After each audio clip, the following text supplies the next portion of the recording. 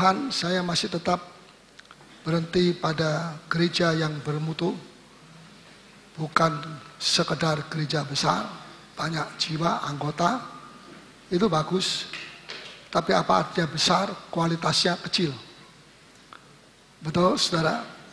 Jadi jangan kita terkesima hanya dengan gereja besar. Ya, itu tidak berarti saya omong tentang gereja-gereja lain. Gereja kita juga gereja besar, yang terbesar di kota ini. Ya, tetapi kita jangan terkesima. Apa itu terkesima? Jangan terkagum-kagum hanya kepada besarnya gereja, tapi juga bagaimana mutunya, kualitasnya di sini. Ya, di situ ditulis kualitas, bukan mutu. Saya lebih suka memakai kata mutu. Ya. Saudara, perlu kita meninjau kembali kalau begitu. Sebab ada banyak orang Kristen, contoh yang gampang, hari Minggu ke gereja, tapi motivasinya yang satu lain, yang satu lain, yang satu lain. Bukan datang untuk menyembah Tuhan, tapi untuk apa? Berkati saya. Apa itu salah? Enggak.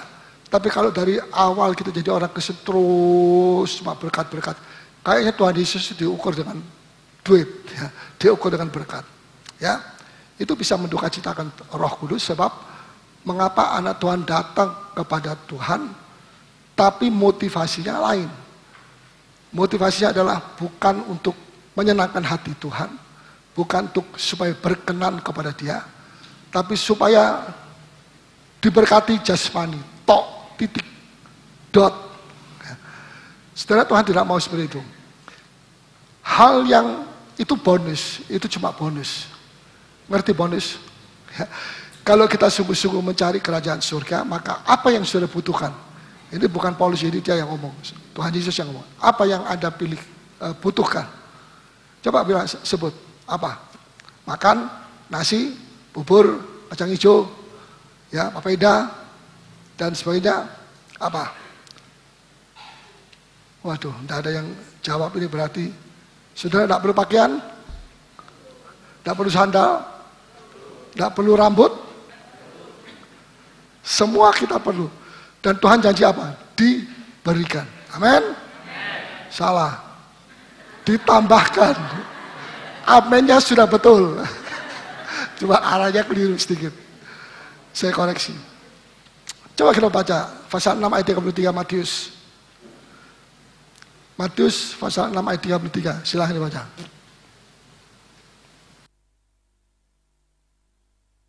Tetapi carilah dahulu kerajaan Allah dan kebenarannya. Ya, carilah dahulu. Bukan carilah kapan-kapan. Wah, kalau saya mati kapan-kapannya bagaimana? Ya, terus. Maka semuanya itu akan ditambahkan kepadamu. Nah, semuanya itu apa? Itu akan bukan cuma diberi, tapi ditambahkan. Jadi artinya mungkin itu kesekian kali Tuhan selalu nambahkan. Nambahkan lagi. Nambahkan. Setiap hari Tuhan nambahkan. Apa yang dikatakan, maka semuanya itu. Kalau saudara baca ayat sebelumnya, mulai dari ayat 25, saudara akan mengerti apa itu yang dimaksudkan Tuhan Yesus. Mengatakan semuanya itu akan ditambah. Bonus ditambahkan. Semuanya itu adalah segala khawatir tentang hidup, makan apa, minum apa, pakaiannya bagaimana, dan sebagainya. Ayat 25, karena itu Allah berkata kepada, jangan khawatir akan hidupmu, akan apa, dan seterusnya. Yang kamu makan atau minum, dan seterusnya, dan seterusnya. Ya. Jadi semuanya, yaitu segala yang dikhawatirkan oleh orang duniawi, itu jangan menjadi kekhawatiran kita.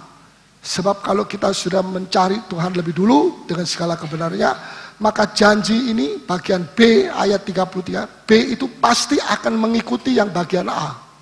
Bisa tangkap? Ayat ini saya bagi dua, 33A, 33B. 33A, cari apa yang dicari? Kerajaan surga. Carilah dahulu.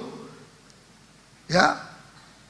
Kemudian bagian B, maka semuanya hal-hal yang jasmani itu akan diberikan secara bonus kepada kita. Amin. Jadi marilah jangan kita mengkhawatirkan hal-hal yang tidak penting. Saya tidak katakan makan tidak penting, tapi itu Tuhan pasti akan memberikan kalau kita mencari kerajaan surga lebih dulu dengan semua kebenarannya. Ada orang berkata begini, seberapa banyak firman-firman yang bisa diterima, ditampung dalam sebuah hati manusia, tergantung bukan seberapa banyak materi yang diajarkan, tapi seberapa banyak yang diimani, yang dijiwai, dan yang dihayati, sampai merubah pola pikir. Yang kedua, pola hidup. Pola hidup tidak akan berubah kalau pola pikirnya masih kuno, yang dulu-dulu. Ya, ini tidak bisa, itu tidak bisa. Ya, apa yang bisa? Saudara, jadi kita mesti mengerti, bukan begitu banyak firman sudah disampaikan. Tidak sebanyak itu yang sudah disampaikan, itu yang dijiwai oleh manusia, yang dihidupi. Tapi kalau firman Allah itu sudah dijiwai dan dihidupi dan dihayati dan dilakukan dan dipraktekkan, maka mutu orang itu rohaninya akan naik di hadapan mata Tuhan. Nah, saudara mau pilih gereja besar atau gereja bermutu? Bermutu, ya. Pada saat kita diberkati dengan banyak jiwa-jiwa, Tuhan bilang jangan bicara soal itu gampang, itu urusannya aku. Tapi sekarang kamu mesti mendidik jemaat untuk tidak menjadi orang Kristen yang ringan, yang enteng, yang berakar, ya Tuhan mau. Ya, saudara, saya pernah mengatakan bedanya antara orang gagal dan orang bijak adalah orang bijak satu kali gagal, tapi orang bodoh setiap kali gagal dan tidak mau belajar dari kegagalan. Dan ketika dia sendiri gagal, dia salahkan orang lain yang sebagai petanggung jawabnya dari kegagalannya dia. Mana bisa? Kalau si A gagal, ya yang tanggung jawab ya dia sendiri. Betul? Kalau si B gagal, ya siapa yang tanggung jawab? Ya dia sendiri. Saudara, oleh karena itu kita perlu berhati-hati. Jangan sampai kita ditipu oleh iblis dengan persepsi, dengan pikiran-pikiran yang keliru, yang tidak sesuai dengan firman Tuhan. Saya pernah berbicara tentang kerelaan. Ya, kerelaan minggu lalu. Jadi kerelaan itu sangat penting. Terutama pada saat aniaya dan sebagainya. Pada saat Anda dirugikan oleh seseorang, pada saat Anda difitnah, nama baiknya Anda dicoret-coret, ya, dibuang ke tong sampah. Pada saat-saat seperti itu Anda membutuhkan kualitas kita dituju, respon kita, ya, respon atau apa, reaksi kita soal benar atau tidak benar. Nanti dulu reaksi kita bagaimana pada saat pusing, 7 keliling, atau bagaimana. Nah, itu lebih penting. Kalau reaksinya, responnya marah, baru dengar 10 kata sudah marah-marah, wah itu orang begini-begini, merugikan saya dan sebagainya, maka Tuhan tidak bisa membela, ya, karena emosi. Nah, emosi itu tergantung tindak tanduk kita, ya, tergantung tanduk tindak tanduk kita. Amin. Ya, tidak ada amin memang. Takut kalau saya ngomong amin punya tanduk. Enggak, saudara. Ya, manusia tidak punya tanduk kecuali setan. Ya, puji nama Tuhan. Nah, emosi itu selalu mengikuti tindakan kita. Kalau tindakan kita pukul sini, pukul sana, serampangan dan sebagainya, emosi kita kira-kira juga seperti itu. Ya. Orangnya panasan, sedikit panas, emosi naik, rambut naik, semua naik, rohaniat turun, merosot, kasih tidak ada. Ya, jadi emosi itu mengikuti tindakan kita. Makanya kalau kita mau merubah emosi, robah tindak tandukmu lebih dulu. Baru kemudian emosimu akan mengikuti yang sudah dirombak, yang sudah dirubah itu. Bisa tangkap? Ya, sedikit orang Kristen yang tidak pernah marah atau tidak mau marah atau tidak pernah marah atau tidak marah, sedikit. Saya tidak bicara soal orang dunia, ya. Padahal Alkitab berkata lambat marah. Yakobus 1 ayat yang ke-19. Lambat marah. Ya. Jadi saudara, kita harus belajar untuk lambat marah. Apa sebabnya? Marah itu bisa benar, bisa salah. Garis batasnya sangat tipis.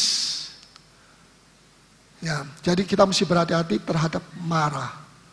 Sebab kalau marah itu sampai matahari turun, marah itu juga akan turun di dalam hati, dan apa yang sudah turun itu lebih susah untuk mencabut kembali. Seperti permen ditaruh lama-lama melengket. Bersihkan belum tentu bisa bersih. Makanya sebelum marah itu melengket di dalam hati kita, kita harus usir dia. Ya, kita mesti usir dia. Lihat satu contoh misalnya, kapan saudara emosi? Ketika saudara marah. Kapan saudara maki-maki orang? Ketika Anda marah. Ya atau ya? Atau ketika Anda ketawa, sukacita, haha, orang gila? Tidak mungkin. Ya. Orang yang memaki saudara, kapan orang memaki? Pada waktu dia marah. Betul? Kapan orang tunjuk orang, kamu dasar gini gitu. Pada saat apa? Marah. Marah, semua itu lingkungannya marah. Tempatnya baginya itu marah. Nanti di situ segala yang tidak benar dan apa saja dan sakit hati dan semua ada di situ bisa. Karena apa? Marah itu adalah satu keadaan yang memang cenderung untuk ditaruh emosi di atasnya. Ya, kalau hal yang rohani ditaruh di atas piring yang namanya marah, dia akan meloncat. Dia tidak mau. Ya, jadi saudara, kalau kita mau masuk dalam hidup dalam zona aman, maka sebaiknya kita jangan marah. Ya, tapi ada orang tidak marah, tapi di dalam hatinya dia simpan. Awas lu ya, kalau satu waktu ketemu saya, tak gampar sama saya. Loh, itu marah di dalam hati yang tidak kelihatan oleh mata manusia, tetapi dua mata di atas tahu apa yang sedang terjadi dalam hidup. Pergikanlah marah. Coba Yakobus pasal yang pertama ayat 19. Hai Ya. saudara-saudara yang kukasihi, ingatlah hal ini. Setiap orang hendaklah cepat untuk mendengar. Cepat mendengar, bukan mendengar kabar burung, bukan. Cepat artinya bisa menangkap, bisa memahami, betul? Ya, bisa mengerti, bisa menyelami maksud daripada firman itu. Maksud atau kebenaran daripada firman Tuhan itu. Terus? Tetapi lambat untuk berkata-kata. Ya, kita mesti lambat berkata-kata. Terus? Dan juga lambat untuk marah. Selalu kalau marah itu biarlah yang terakhir, kalau memang perlu. Kalau tidak perlu jangan marah. Ya. Tuhan Yesus marah karena dia tidak tahan melihat kekejian terjadi di halaman bait Allah. Yang seharusnya ada kekudusan di dalam gereja Tuhan. Harus ada kekudusan di dalam bait suci Allah. Tuhan marah bukan karena Tuhan benci orang ini, dendam orang itu, ya mau balas kepada orang ini, tidak. Hatinya Tuhan tulus. Dia marah karena dia tidak tahan melihat rumah Allah itu dikotori oleh dosa-dosa. Karena itu dia marah. Bukan tertuju terutama kepada manusianya yang menjual kambing domba, tapi tertuju kepada si jahat yang menguasai hati manusia pada satu. Dan memerintah di dalam bait Allah. Ya, jadi kita mesti berhati-hati. Sebab kalau tidak, kita suka marah. Dan lebih jahat lagi kalau kita pikir, ya memang saya ditanya orang, kenapa kok kamu marah tiap hari? Ya memang saya memang begitu, orangnya kualitas saya memang begitu. Ya dari turun-temurun nenek moyang dulu sampai Adam juga begitu. Kok dia bisa tahu Adam suka marah? Tidak ada ayatnya mengatakan demikian. Ya memang saya sudah begini. Kalau saudara sudah bersikap, respon saudara seperti itu, tidak bakalan saudara akan dijamah oleh Tuhan. Apalagi diubahkan sifat karakter marah kita. Setuju? Setuju? Ya. Makanya janji sama Tuhan, Tuhan saya tidak mau marah. Berani? Suami-suami berani? Ngomong sama istrinya. Kalau udah bawa istrinya, ngomong sama pelafon aja. Nanti itu. Lo disuruh ngomong kok guyu. Kok ketawa. Saya tidak mau marah. Ngomong, saya tidak mau marah. Adapun kalau nanti akhirnya saya marah, itu urusan lain. Wah, tidak betul ini kalau begitu ya. Saya tidak memarah. Saya bisa. Saya mau saksi bagaimana Tuhan pakai mulut untuk membangun atau menghancurkan. Ya, dulu saya suka marah, dan kalau saya bilang saya pemarah, mama saya juga pemarah. Oh, bangga rasanya. Papa saya juga pemarah. Maka si Paulus juga pasti suka marah. Itu memang betul dalam kelahiran yang pertama. Dilahirkan oleh ibu kita masing-masing. Siapa di sini yang tidak pernah dilahirkan oleh ibunya? Angkat tangan. Bahaya sekali. Ini jangan-jangan ya, saudara semua dilahirkan oleh mama. Amin. Puji Tuhan. Kita perlu dilahirkan yang kedua kali. Nah, pada saat kita dilahirkan kedua kali, sifat-sifat manusia lama kita itu akan dikikis sedikit demi sedikit. Saudara ya. Dan jangan bilang Tuhan akan gagal. Karena saya ini orang yang luar biasa, keras hati. Sekeras apapun, sekeras Rasul Paulus sebelum jadi Rasul, Tuhan bisa tangkap dia, dijewer gitu sedikit, atau didatek gitu. Sudah dia, buta 3 hari. Baru kemudian dia menyerah, ya aku percaya Yesus engkau adalah Tuhan. Aku minta ampun dan sebagainya. Dan Tuhan bilang, ya oke, sekarang aku utus juga, tapi sebelumnya kamu mesti belajar. Ya, dan setelah kuutus kamu nanti gantian kamu yang akan dipukuli, digocok, dibanting, dibuang, diinjak dan sebagainya. Tapi kalau aku belum mengatakan kamu mesti mati, kamu tidak akan mati. Saudara, dan itu terjadi. Kalau kita jadi Saulus, aduh Tuhan, jangan Tuhan, saya dipukuli, dimasukkan penjara, kodong. Tapi Rasul Paulus bilang apa? Jadilah kehendakmu. Tidak pernah dia mengomel atau menyesal, kenapa saya bisa jadi hamba Tuhan, saya bisa memberitakan firman, saya kerja paling banyak, paling keras, saya keliling-keliling di Eropa berapa kali? 3 kali. Tidak ada rasul yang keliling sampai 3 kali seperti Rasul Paulus. Ya, mengapa saya masih mesti dianiaya? Pada saat dia ingat itu, dia ingat kembali bagaimana kejamnya dia pada waktu itu. Bisa tangkap? Bagaimana sadisnya dia.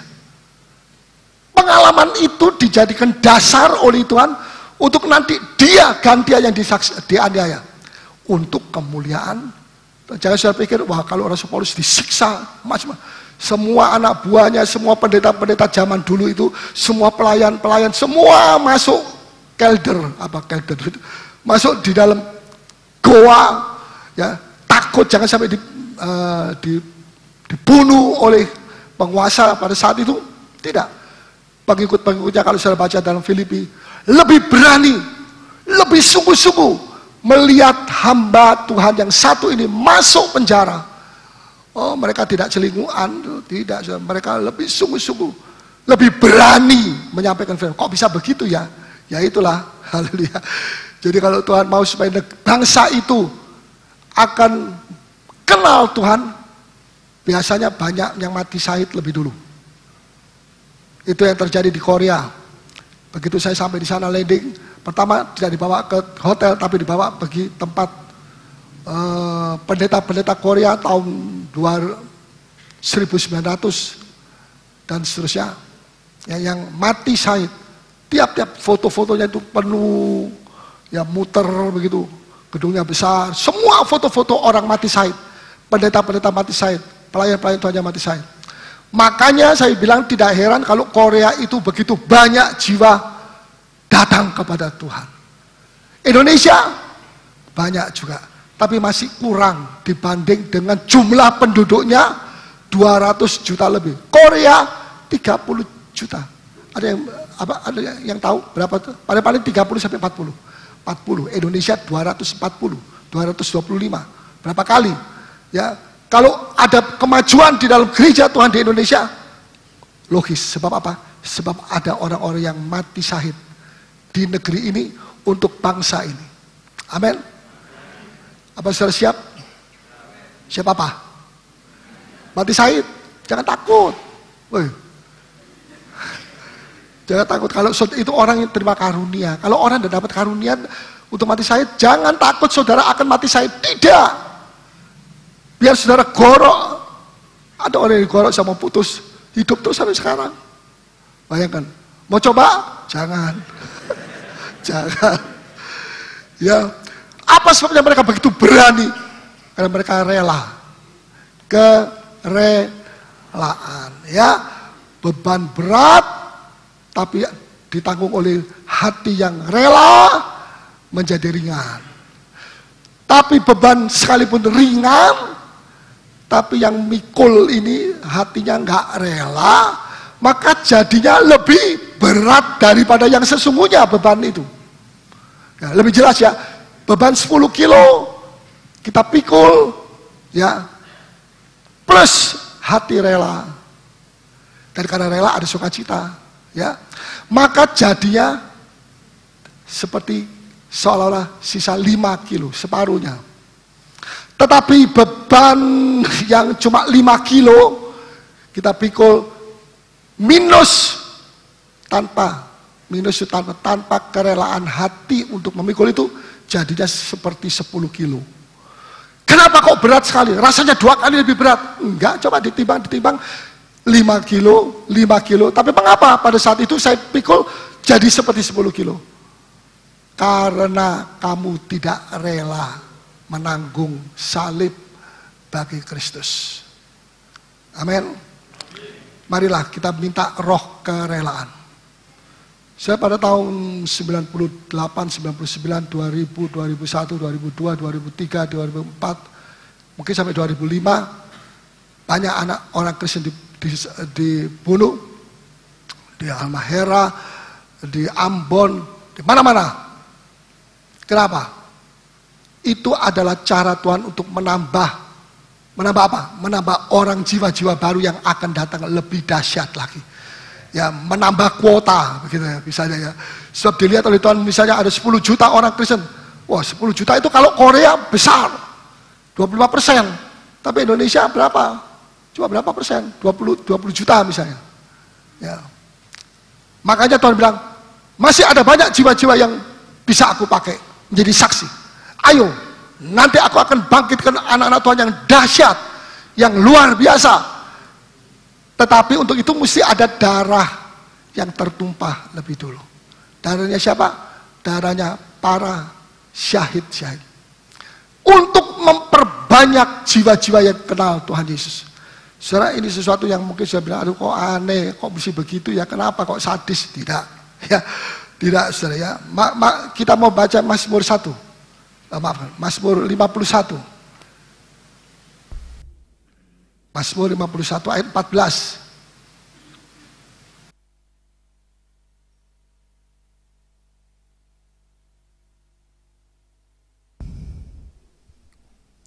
Bangkitkanlah kembali padaku kegirangan karena selamat yang daripadamu, dan lengkapilah aku dengan roh yang rela. Wah, ini fatsal luar biasa. Tapi saya tidak bermaksud untuk menjelaskan ini. Cuma ayat 14, bangkitkan kembali kepadaku.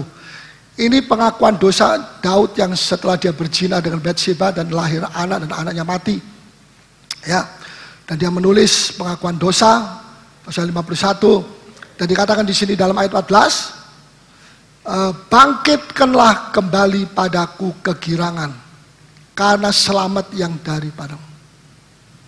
Dia mohon supaya dibangkitkan kembali semangatnya, ya, semangat dan kegirangan. Bangkitkan kembali padaku kegirangan karena selamat yang daripadamu. Dan lengkapilah aku dengan roh yang rela. Sudah dibaca ini? Rela sudah. Roh yang rela. Ya.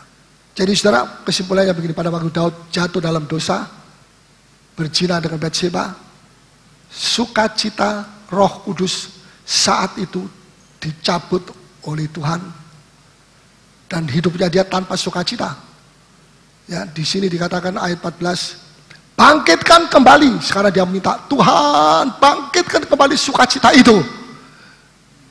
Dia merasa ada sesuatu yang hilang pada dirinya, yaitu sukacita. Dan kalau sukacita hilang, damai juga hilang, sejahtera juga hilang. Makanya banyak orang stres, tidak bisa sukacita. tekanan membuat perkara kecil, masalah kecil jadi lebih besar. Makanya kita mesti hidup tanpa stres sebetulnya. Ya, kalau tidak, hal yang sepele bisa jadi pertengkaran suami istri, bisa jadi pertengkaran saudara dengan saudara dan sebagainya. Apa sebabnya? Tekanan membuat hidup kita jadi lebih berat. Karena itu Tuhan berkata, mari datang sama saya. Matius 11, mari datang. Betul? Tidak usah, oh kamu akan saya berikan kunci rahasia lebih dulu supaya kamu bisa datang, buka pintu datang menghadap takhtaku. Nah, langsung Tuhan bilang, mari datang.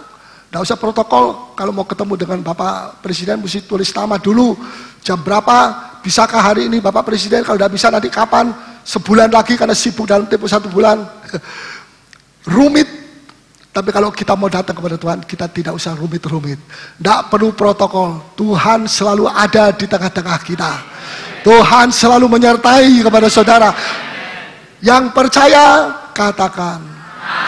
Haleluya, luar biasa. Ya. Jadi marilah, kerelaan itu penting atau tidak? Sangat penting.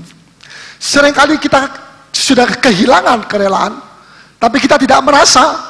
Kita merasa baik-baik saja, aman-aman saja. Tapi yang menderita adalah istri dan anak-anak kita. Mereka yang dapat stres, luapan stresnya kepada mereka. Betul?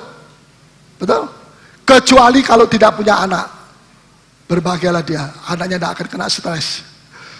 Tapi semua orang mau punya anak ya, jadi repot juga. Tapi ada kuncinya di sini.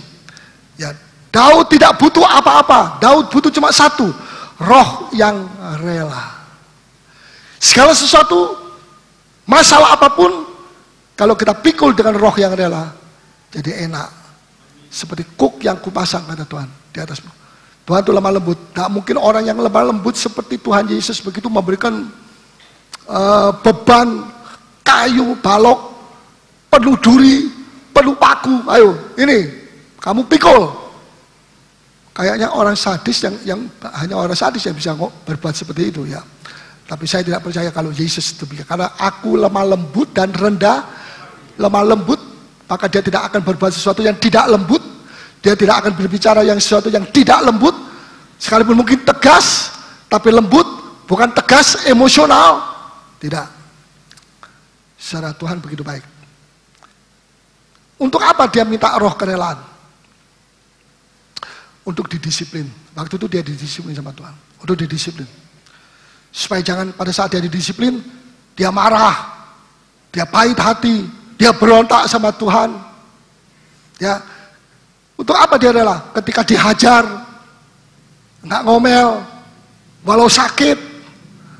Ya, tapi karena hatinya rela, ya Tuhan saya tahu dosa saya Tuhan, saya tahu kekurangan saya tahu kesombongan saya, minta ampun, ampuni Tuhan, ampuni. Dan Tuhan disiplin dia, dan dia tidak ngomel-ngomel. Ya, itu tanda bahwa dia memiliki hati yang rela untuk apa? Untuk didisiplin, untuk dihajar, untuk diajari, untuk dihukum walaupun tidak berat, atau ya mungkin berat sedikit buat Daud sebab dia seorang pemimpin. Ya, roh yang rela untuk pada saat dia dihukum, ya, bahkan pada saat dia dibersihkan dan dibasuh dosanya, ayat yang keempat itu, supaya aku rela Tuhan. Nah, maka apa banyak orang kena kesulitan sedikit, ngomel-ngomel, ya semua orang diomeli. Kenapa bisa begitu? Tidak punya roh kerelaan. Jadi apa saja selalu dia sungut-sungut responnya, tapi dia bisa bilang respon, yang penting respon, tapi responnya dia selalu begitu, negatif. Kenapa? Karena hati. Ya. Emosi itu cuma mengikuti saja tindakan kita. Kalau tindakan kita kasar, emosi kita juga naik. Betul? Kalau tindakan kita kejam, ya emosi kita juga seperti itu. Tapi kalau kita bisa menahan diri, ada roh penahan diri, ya aku ini kok marah saja. Ampuni Tuhan dosaku. Nah, kalau saudara sadar, ya tapi orang itu kan juga begitu. Jangan selalu niru orang lain. Bodoh amat. Ya, tirulah firman Tuhan. Ini firman Tuhan, ya dan amin. Nah, ketika dia dibersihkan juga dia minta supaya aku rela Tuhan. Ketika aku dibasuh, sakit kalau dibasuh. Ya, apalagi dengan darahnya Yesus, segala dosa, kepahitan, kebencian, dendam, apa saja semuanya. Pada waktu disikat dengan pengalaman-pengalaman, ya digesek, ya, saudara. Nah itulah, tapi supaya dia bisa tahan, perlu roh kerelaan. Siapa yang perlu roh kerelaan? Kan? Gak usah saya mintakan, saudara bisa minta sendiri kok sama Tuhan. Ya. Kalau kurang kerelaannya, minta lagi. Tuhan yang begitu baik. Puji Tuhan. Saudara, ada orang kalau dia tidak tahu penyebab kegagalannya, dia itu disebut orang bodoh. Gagal? Kenapa sih kamu kok gagal? Gak tahu ya kenapa kok aku gagal. Gak tahu penyebabnya kegagalannya dia, itu orang bodoh. Dan selama tidak tahu, tidak pernah diperbaiki. Karena apa yang mau diperbaiki kalau dia tidak tahu? Dia sendiri tidak tahu, kenapa aku kok bisa begini? Bisa tangkap? Ya. Tapi orang yang tahu apa sebabnya dia gagal, tapi dia aju tak aju, masa bodoh, tahu tapi masa bodoh, maka itu sama seperti orang itu sudah mengambil satu keputusan untuk gagal seterusnya dan kalah seterusnya. Dia sudah ambil keputusan. Saudara, kalau kita gagal jangan kita salahkan orang ya. Saudara tidak akan bangkit dari kegagalan saudara kalau saudara selalu memakai orang lain jadi perisai kita. Ya, akui, ya Tuhan, aku mengaku. Tuhan itu dekat dengan orang yang jiwanya hancur. Tuhan tidak suka orang yang hatinya keras dan tidak mau. Makanya Tuhan Yesus bilang, belajar kepada saya. Matius 11. Belajar apa Tuhan? Mungkin kalau kita pikir, Tuhan Yesus ngomong kepada saya, kita pikir pelajaran satu gudang ini mesti di... Enggak, saudara. Dua pelajaran saja. Yang pertama apa? Lemah lembut. Yang kedua rendah. Mengapa lemah lembut? Karena perlu dibentuk. Mau jadi orang Kristen selamat, perlu percaya. Tidak perlu kerja apa-apa lagi yang lain, tidak perlu. Seolah-olah nanti dia bisa bayar itu keselamatan. Tidak bisa. Tidak bisa dibayar dengan apapun. Dengan perbuatan baik apapun. Cuma oleh iman kepada Yesus selamat. Tapi kalau mau jadi murid, harus mau dibentuk. Nah, untuk bisa dibentuk besi itu keras sekali. Tidak bisa patah, jangan-jangan tangan kita yang patah. Maka ini besi dimasukkan di dalam api. Untuk apa? Supaya lembut. Supaya kalau diginikan, dihitung, ya Tuhan jadilah kehendakmu, diginikan lagi, ya jadi kepalanya dia, egonya dihancur. Ya Tuhan saya terima kasih. Roh yang rela. Ya dan lemah lembut. Masuk dalam api ujian. Makanya saudara, kita mesti berhati-hati. Kalau Tuhan izinkan kita masuk di dalam ujian, mari kita mau sungguh-sungguh sama Tuhan. Sebab jangan cepat-cepat menghakimi Tuhan. Wah Tuhan kenapa saya kok masuk percobaan demi percobaan. Itu api untuk memanasi besi itu. Hati saudara. Kalau hati saudara masih keras, nanti masih ada api yang lain lagi yang lebih keras, yang lebih panas. Tuhan tidak langsung masukkan api seperti Sadrah SMU, Sadrah Mesah Abednego SMA. Tidak. Tuhan itu lembut. Jadi tidak sekaligus dia lemparkan, nah masuk di air, di api kancah kawah daripada gunung Kelut atau apapun. Tidak, step by step. Kalau sampai sini dia bisa berubah, Tuhan senang. Ya, sambil cari jiwa tentu. Ya, jangan menunggu perubahan tapi jiwa-jiwa banyak tidak dilayani. Ya, kalau masih kurang, Tuhan punya programnya. Tuhan pasti sampai pada akhirnya orang itu akan berhasil dibentuk oleh Tuhan untuk menjadi alatnya Tuhan yang luar biasa. Amin. Saya tidak percaya kok kalau orang bilang, saya dipakai Tuhan dalam tempo 1 malam om. Kemarin saya masih orang jahat, sekarang saya sudah bertobat, besok masuk. Saya tidak terlalu percaya itu. Saya percaya perlu waktu. Musa saja kayak begitu. Perlu waktu berapa tahun? Bukan berapa hari, berapa puluh tahun? 40 tahun, si pintar jenius ini. Mungkin kalau kita jadi Tuhan, saya sudah menemukan orang yang paling jenius di seluruh dunia, yaitu namanya adalah Musa. bukan Moses, Musa. Haleluya. Puji Tuhan. Tetapi 40 tahun. Lihat saudara, Tuhan itu sabar sekali. Mungkin dalam satu pelajaran, satu kebenaran, ini mungkin sampai 7 kali atau sampai 10 kali, gagal lagi. Tuhan lembut, Tuhan bikin lagi, dia masuk ke dalam api. Gagal lagi, sampai tidak akan gagal untuk seterusnya. Nah, Tuhan bilang, nah sekarang kamu boleh pergi menghadap kepada Firaun. Minta bangsa Israel keluar dari negeri Mesir. Saudara, luar biasa ya. Yusuf saja 13 tahun. Yusuf saja 13 tahun. Mesti diproses sama Tuhan. Jadi saya tidak percaya kalau orang baru kemarin baptisan air, kemudian ini hari dipakai Tuhan luar biasa, besok lusa naik surga. Enak. Ya. Saudara, Tuhan itu begitu baik. Jadi kalau kita sudah mengerti, kita tidak akan salah paham. Oh terima kasih Tuhan, ini percobaan adalah api untuk saya, supaya kesombongan saya dihancurkan lagi. Lo sudah dihancurkan yang lalu. Itulah manusia. Kalau kesombongan itu masih mulai lagi mau mekar, matikan aja. Tuhan tahu kapan kita mesti dimasukkan dalam api ujian, dan kapan saya mesti dikeluarkan dari api ujian. Demikian juga dengan saudara. Tuhan lebih pintar dari saudara. Tukang emas lebih tahu kapan emas itu diambil, kalau enggak rusak. Betul? Kalau sangat-sangatnya sudah mulai naik, diambili, stop. 17 karat. Nanti lain kali ada api yang lebih dahsyat, lebih panas lagi untuk mendapatkan 22 karat. Kemudian ada api lagi yang lebih dahsyat lagi untuk mendapatkan 24 karat. Berbeda. Selamat semua sama. Tidak ada level ini keselamatan level 7, ini level 6. Oh, tidak ada. Sama. Tapi dipakai Tuhan, dibentuk oleh Tuhan, itu berbeda satu dengan yang lain. Tapi kalau kita hidup dalam kasih karunia Allah, kita tidak akan iri hati kepada orang yang dipakai Tuhan lebih daripada kita.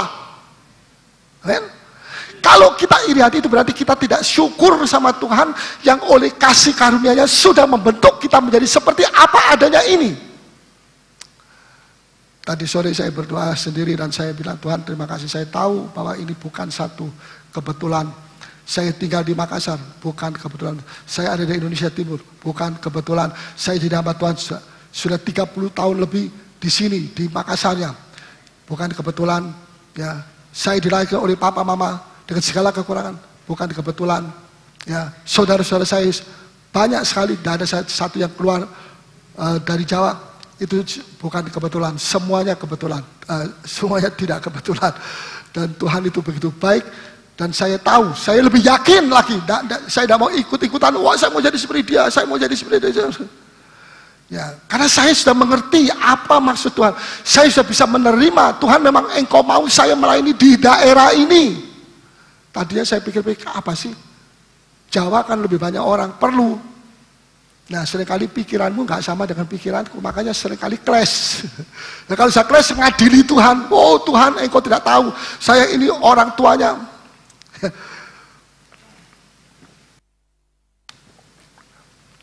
Ketika tahun 58, nah ini interesan. Ketika saudara saya 1, 2 masuk soal kitab, selesai, diutus pergi ke sini atau ke situ.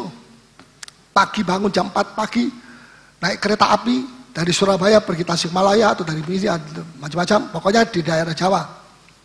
Ya, dan apa yang terjadi?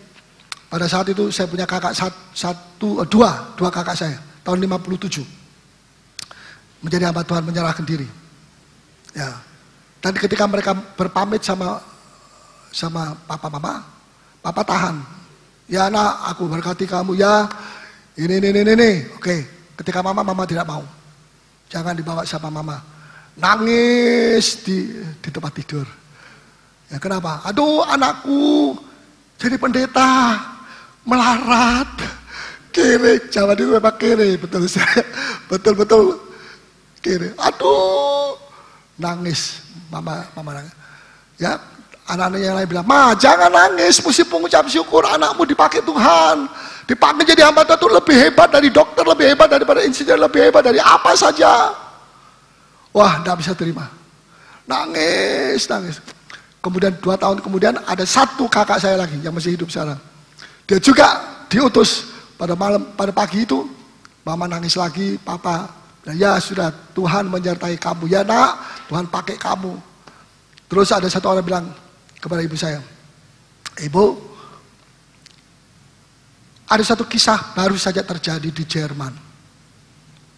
Bapaknya itu pendeta, anak-anaknya jadi pendeta. Kemudian anaknya diutus satu pergi ke tempat yang berbahaya, akhirnya dia ditembak mati di situ. Apa yang terjadi? Bikin kebaktian penghiburan yang paling besar. Enggak.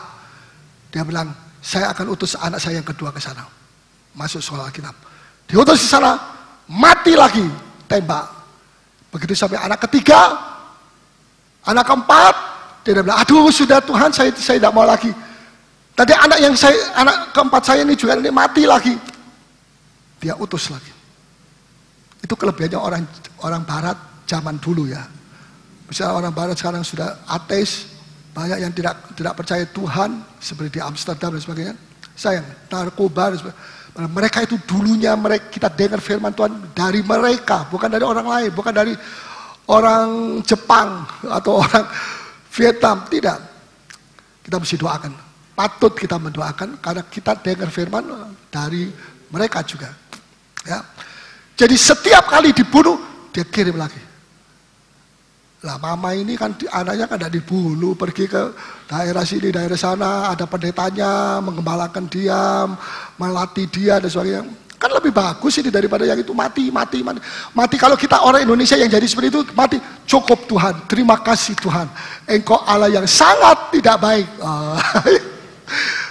Kalau kita andai kata kita, mungkin tidak semua begitu.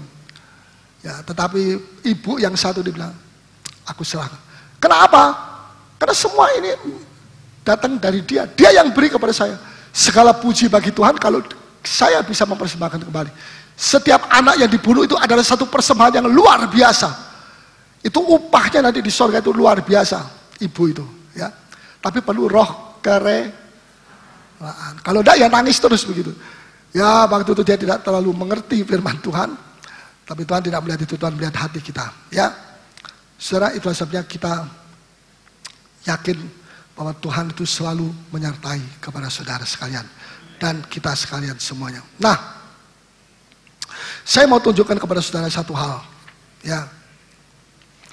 Dengan cepat saja saya mau bacakan di dalam Pengkhotbah pasal 4 ayat yang ke-9a.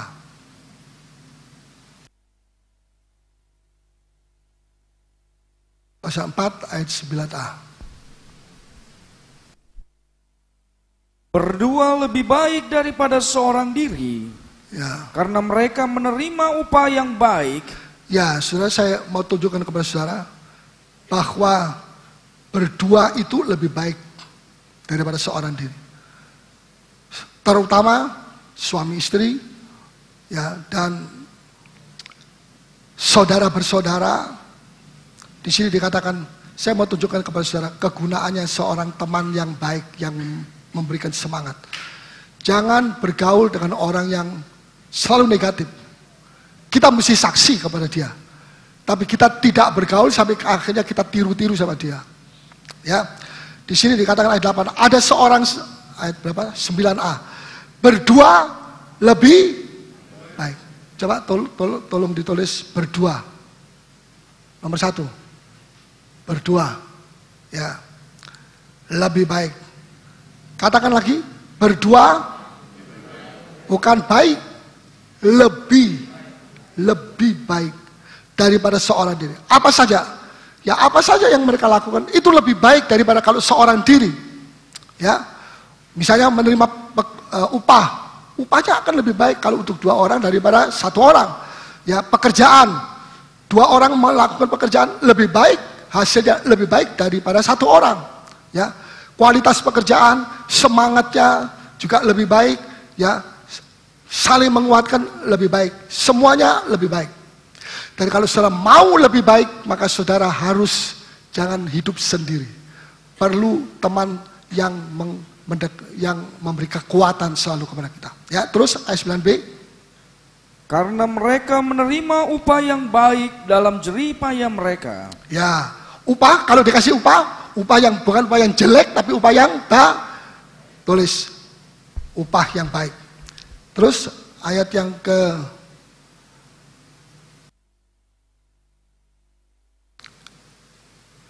10, tolong bacakan.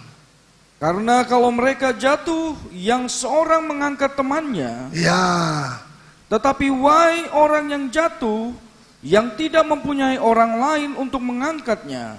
ya, mengangkatnya. Terus, ada yang mengangkat mereka yang jatuh. Saudara, kita bisa mengangkat bukan hanya dengan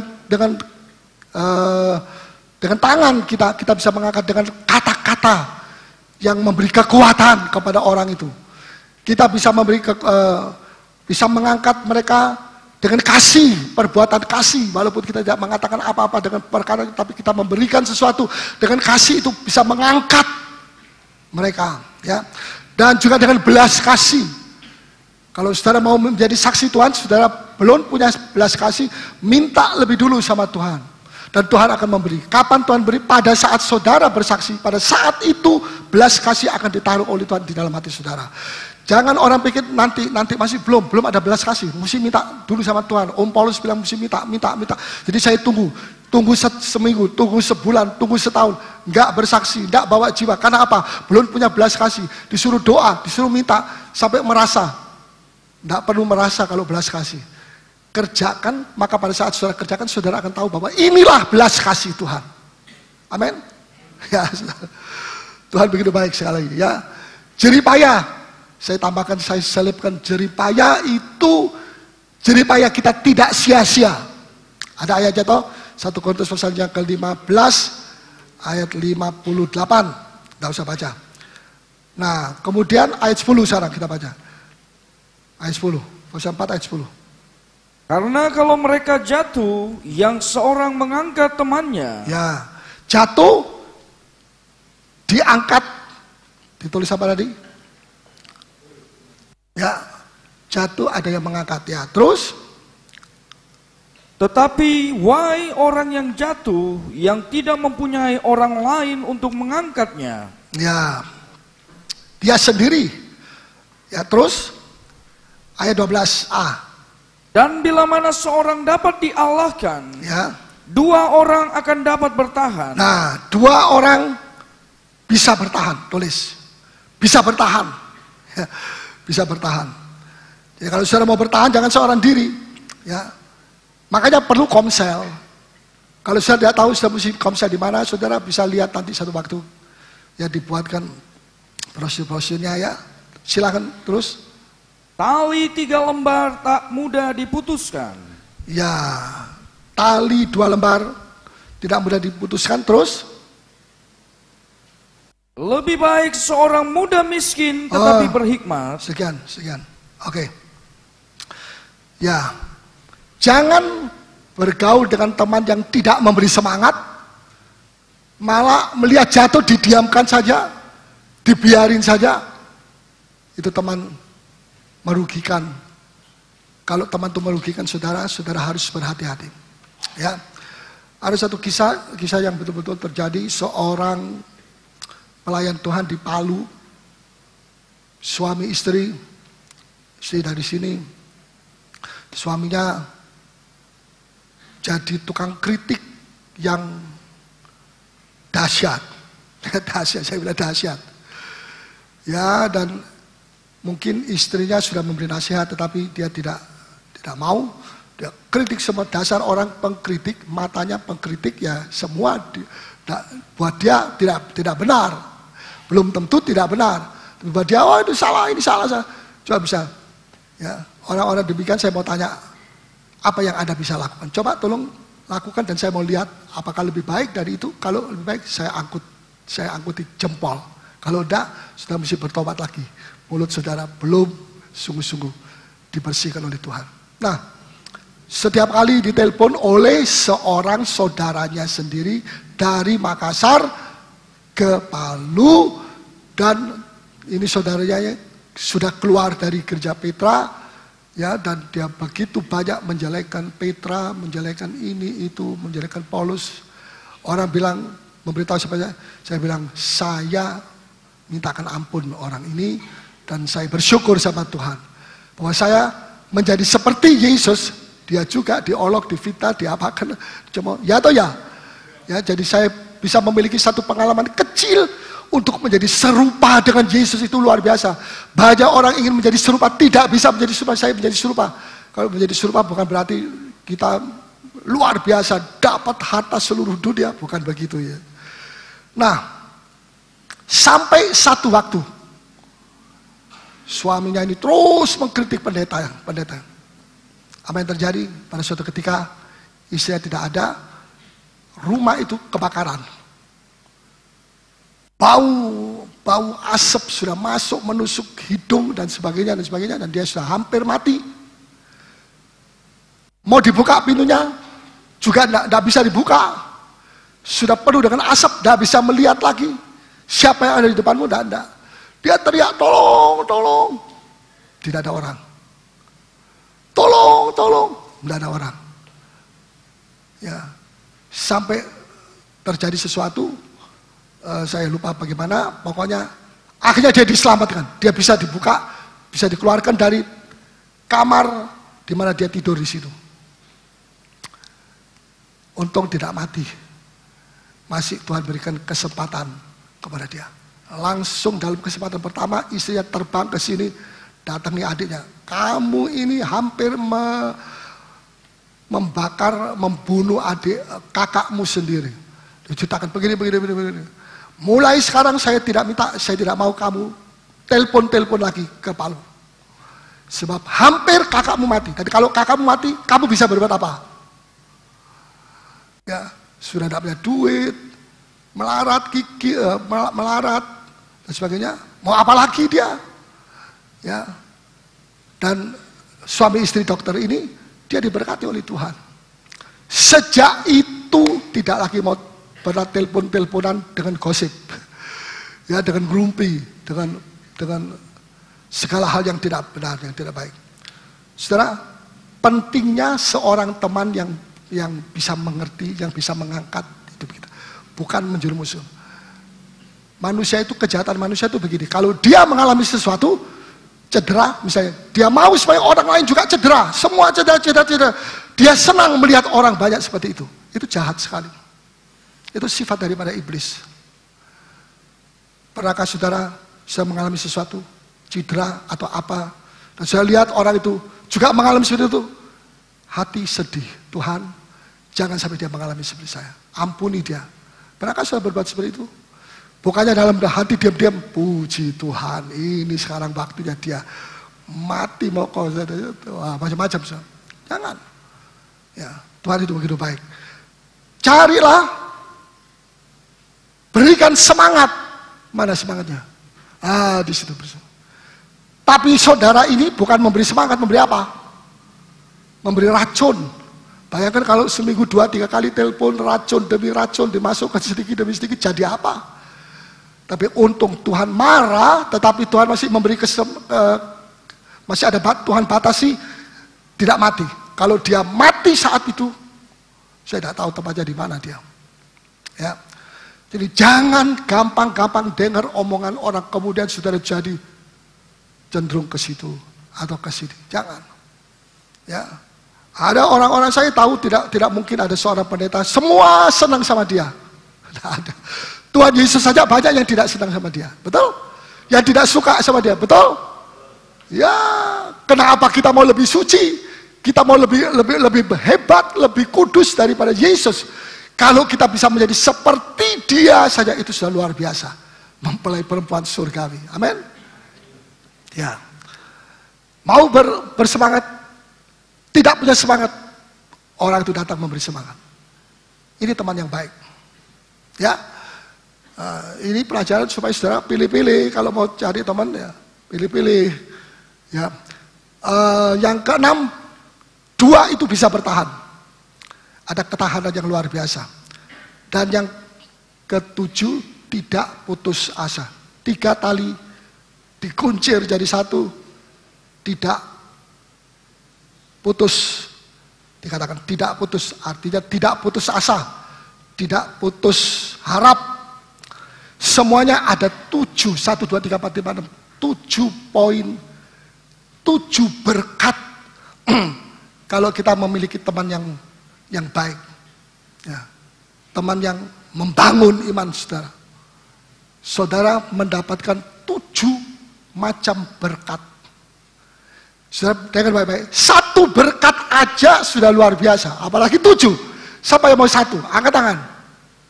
Siapa yang mau 7? Angkat tangan. Oh, ekspresi saudara itu nanti jadi loh, ya, jadi loh. Sayang yang tidak angkat tangan tadi. Tapi sekali lagi, mau apa?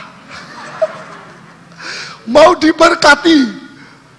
Ya, mau diberkati. Jangan orang datang bawa pikiran negatif, perkataan negatif, perkataan racun dan sebagainya, dan sudah terima saja, terima saja, terima saja. Lain kali saudara berdoa masuk duet di dalam neraka. Oh, ini yang suka ngomel-ngomelin hamba Tuhan. Hamba Tuhan itu punya tanggung jawab sendiri dengan Tuhan. Amin. Kalau saya tidak jujur dalam soal keuangan, Tuhan tidak berkati saya seperti sekarang ini. Terutama berkat-berkat jiwa-jiwa ini. Ya, biar hujan tidak bisa menghentikan saudara datang. Ini berarti dalam hati saudara sudah dicengkeram oleh kuasa Roh Kudus. Puji Tuhan, sungguh-sungguh Tuhan itu begitu baik sekali. Ya. Sebab itu jangan kita putus asa. Tuhan tidak pernah putus asa kepada kita. Dan janganlah kita yang putus asa dengan Tuhan. Sudah ada Tuhan-Tuhanan, pergi orang pintar saja supaya bisa sembuh. Itu berarti saudara putus asa kepada Tuhan. Sedangkan Tuhan tidak pernah putus asa dengan Anda. Tuhan masih terus cari saudara. Tuhan masih terus menolong saudara. Minta apa diberi, walaupun rohani naik turun. Ya, Tuhan itu begitu baik. Kalau Tuhan bilang, ya aku akan berikan apa yang kamu minta, tapi kamu mesti sungguh-sungguh. Sungguh-sungguh 100% bakalan tidak ada berkat itu dibagi-bagi. Karena tidak ada manusia yang bisa seperti itu. Tapi tidak berarti ya kalau begitu ya sudah begini aja. Tidak, kita berusaha untuk mencapai goal. Walaupun sekarang belum mencapai, tapi satu saat kita percaya bahwa itu akan jadi dalam hidup kita. Kita diberkati dengan 7 macam berkat. Amin. Sungguh-sungguh luar biasa. Ya. Saudara, kegagalan bukan hal yang terburuk. Kegagalan bukan hal yang terburuk di dunia. Putus asa itu hal yang terburuk. Bisa tangkap? Orang mati bunuh diri. Kenapa dia bisa mati bunuh diri? Putus asa. Dia bilang, orang putus asa dia bilang sudah gelap, tidak ada jalan, tidak ada solusi, tidak ada apa-apa. Lebih baik sekarang aku mati bunuh diri. Itu suara setan. Bunuh diri saja. Ya, dan sebagainya. Itu suara setan. Saya bisa pergi, suruh dia usir dalam nama Tuhan. Ya, kegagalan bukan hal yang paling buruk. Masih bisa ditolong. Ya. Bangkit kembali dari kegagalan kita. Tetapi putus asa itu hal yang paling buruk di dalam dunia ini. Semoga saudara-saudara yang punya putus asa, serahkan sama Tuhan. Ya Tuhan, aku sudah ditipu berapa tahun, berapa bulan, untuk selalu putus asa, aku kecewa kepada orang ini, aku kecewa kepada istriku, kepada suamiku, aku kecewa kepada orang tuaku, aku kecewa kepada anakku, kepada pendetaku, atau dan macam. Saudara, putus asa itu tidak dibenarkan oleh Tuhan. Sebab putus asa itu mengarah kepada kepahitan. Ya. Tapi mari kita mau periksa diri kita. Mengapa kita tidak diberkati? Mengapa semuanya jadi kering, gagal, dan macet, dan sebagainya? Mari, masih ada solusi. Tuhan itu baik sekali. Amin. Kalau Tuhan tidak memberikan solusi kepada saudara, untuk apa kita datang ke sini untuk mendengarkan firman Tuhan? Ya, saudara, saya akhiri. Bagaimana Tuhan waktu saya pernah sakit tahun 90-an. Dan saya bilang, Tuhan, saya sudah mau pensiun rupanya ini. Ya, saya tidak bisa lagi. Biarkan anak-anak muda maju. Ya, pada saat saya seperti itu, ini putus asa. Ya, jadi saya ini tidak mengajar saja, tapi saya implantasi. Apa? Interpelasi. Oh, apa? Implantasi. Impartasi. Puji Tuhan. Bilang amin buat saudara kita ini. Apa? Lupa lagi. Impartasi. Luar biasa ya. Saya mau impartasikan kepada saya tidak sekedar berkhotbah, tapi saya mau mengimpartasikan sesuatu yang saya alami lebih dulu, seperti putus asa ini. Ya, sehingga sudah tidak cuma dengar khotbah saya, tapi saudara bisa mendapatkan sesuatu yang bisa diimpartasi dalam hidup saudara. Ya, dengan begitu saya menyampaikan itu dengan satu maksud untuk saudara juga mengalami seperti apa yang saya alami. Biasanya gembalanya lebih dulu mengalami, setelah itu tidak lama nanti jemaatnya juga akan mengalami. Disucikan kayak diapakan kayak diberkati kayak juga seperti itu. Ya, puji nama Tuhan. Nah, waktu itu saya sakit. Saya bilang, sudah, kalau seperti orang buka warung, tutup warungnya. Sementara ini tidak, putus asa. Apa yang terjadi? Pada siang hari itu, setelah saya ngomong-ngomong dengan istri saya, siang atau sore hari itu, datang surat undangan dari kota A, minta saya menjadi salah satu pembicara di dalam seminar itu. Ada berapa banyak pendeta yang berbicara di situ juga. Ya. Ketika saya baca begini, saya jadi syok.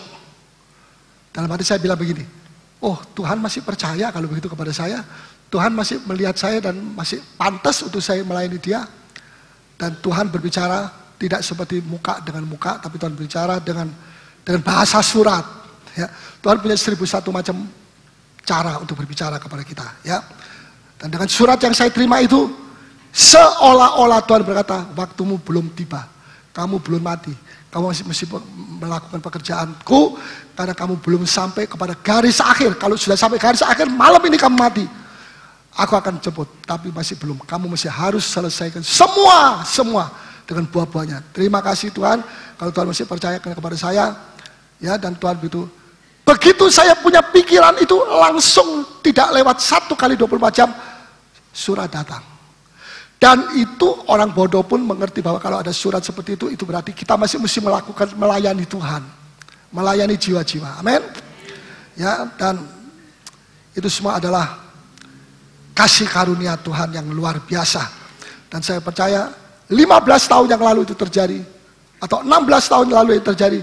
Saya percaya sampai saat ini saya masih belum sampai kepada garis akhir. Masih ada banyak garis-garis. Mau doakan saya? Ada telepon dari Surabaya. Paulus. Oh ya, puji Tuhan. Apa kabar? Shalom. Dan dia bilang, aku dengar kamu katanya sakit ya. Sakit apa? Sakit. Dia coba bilang sakit. Enggak, aku khotbah tetap seperti biasa. Ya. Oh begitu ya. Terima kasih. Taruh. Ya, saudara. Kalau pendeta Paulus sakit, wah seluruh dunia tahu. Tapi kalau sehat, seluruh dunia nggak tahu. Atau pura-pura nggak tahu. Puji Tuhan. Tuhan begitu baik. Ya, cuma satu hal yang saya minta kepada saudara. Jangan menyanyiakan kasih karunia Tuhan. Haleluya. Alkitab berkata, hari ini jikalau engkau mendengarkan suaraku, jangan mengeraskan hati. Hari ini, ya. Coba tolong bacakan di dalam Ibrani 3 ayat yang ke-7 8. Ibrani 3 ayat 7 dan 8. Sebab itu seperti yang dikatakan Roh Kudus, ya. Pada hari ini, bukan hari besok, bukan hari kemarin, hari ini. Terus, jika kamu mendengar suaranya, janganlah keraskan hatimu. Ya, terus? Seperti dalam kegeraman pada waktu pencobaan di padang gurun. Ya, sekian. Nah, saya mau jelaskan kata hari ini. Karena kan sama-sama hari ini. Siapa yang mendengarkan firmanku, jangan mengeraskan hati. Ada sebuah kisah yang terjadi betul pada waktu Perang Dunia Kedua antara Jepang melawan Asia Timur dan sebagainya. Ya, di satu tempat, di satu kota ada diadakan KKR kecil-kecilan begitu, masa perang. seorang pendeta yang berkhotbah, tidak tahu pendeta dari mana, ya, dan dia berkhotbah begitu semangat. Di atas balkon itu ada Dr. Sun Yat-sen, presiden rakyat Tiongkok pada waktu itu, ya, presiden kalau tidak salah, Dr. Sun Yat-sen.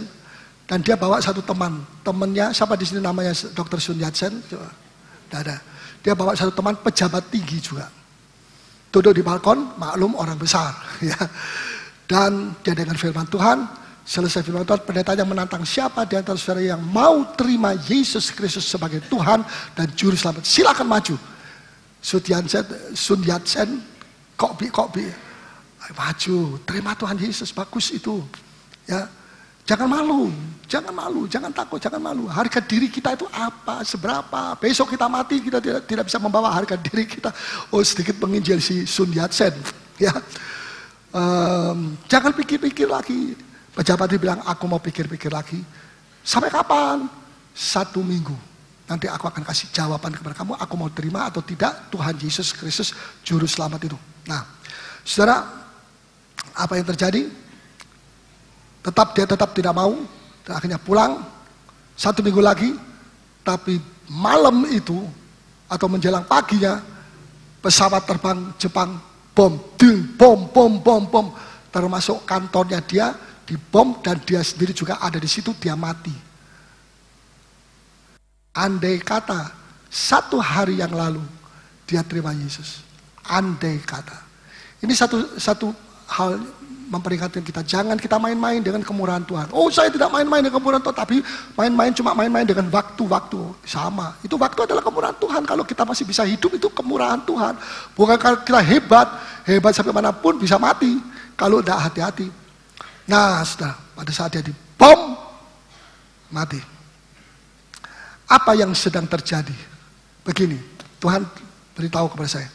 Sebelumnya aku sudah memberikan waktu kepada dia 1 tahun untuk bertobat. Dia tidak mau. Kemudian aku tambah lagi 1/2 tahun, tetap tidak mau bertobat. Ya.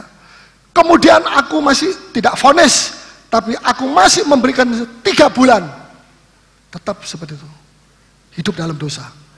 Dan terakhir kemarin itu adalah hari ini, artinya hari yang terakhir. Itu hari ini tidak langsung dipatok dari pertama. Hari ini Tuhan itu lembut, baik. Hanya jangan, kita mesti tahu bagaimana sikap kita, respon kita menghadapi kebaikan Tuhan. Jangan kita mempermainkan dia, sebab kalau kita melukai hati Roh Suci itu sangat berbahaya sekali. Saya tidak menakut-nakuti, tetapi dia kawan saya juga, ya. Yesus juga kawan saudara, mungkin saudara yang ada berjalan dengan Tuhan setiap hari. Tapi juga dia punya ketegasan, ya. Dia sudah diberikan waktu 1 tahun, 1/2 tahun, 18 bulan, 3 bulan, sebulan, atau langsung hari itu. Tapi dia tidak sadar bahwa dia sudah mempermainkan 1 tahun, 1/2 tahun, 3 bulan, dan sebagainya.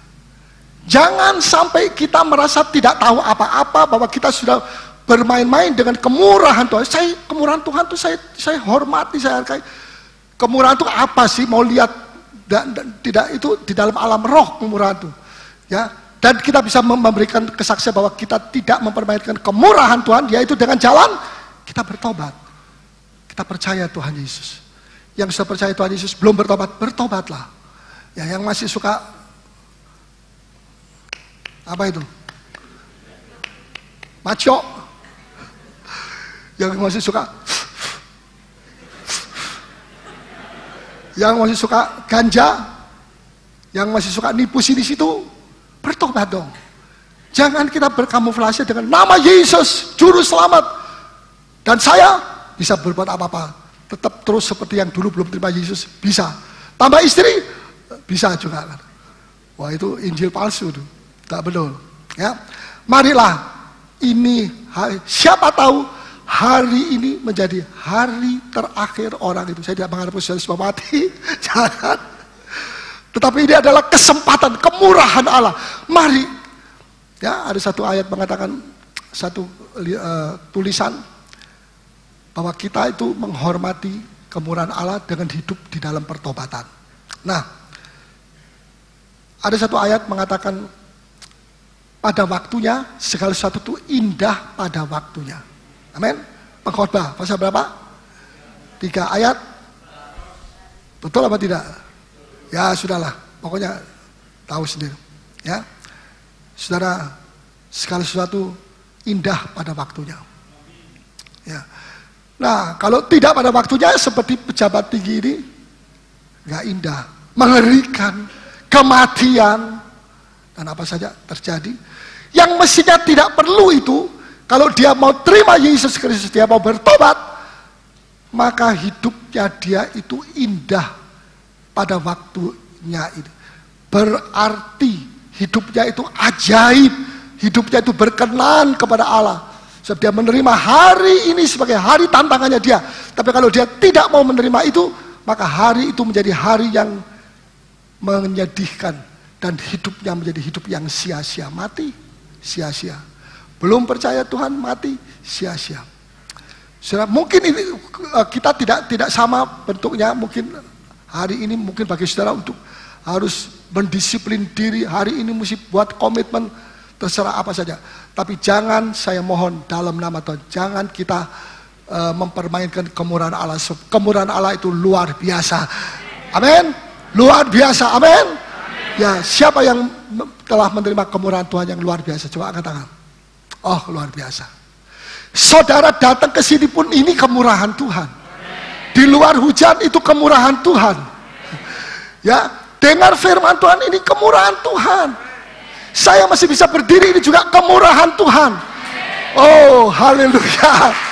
Puji Tuhan. Biar orang luar mengatakan, oh sakit, mau mati. Oh tidak, saya masih hidup terus, belum mati. Hidup saya tidak mau menjadi sia-sia. Itu saja satu. Bagaimana tidak sia-sia? Kita mesti mengerti kemurahan Tuhan. Hargai dia. Puji Tuhan. Amin. Mari kita bangkit berdiri supaya kita datang kepada Tuhan. Haleluya. Tuhan begitu baik sekali.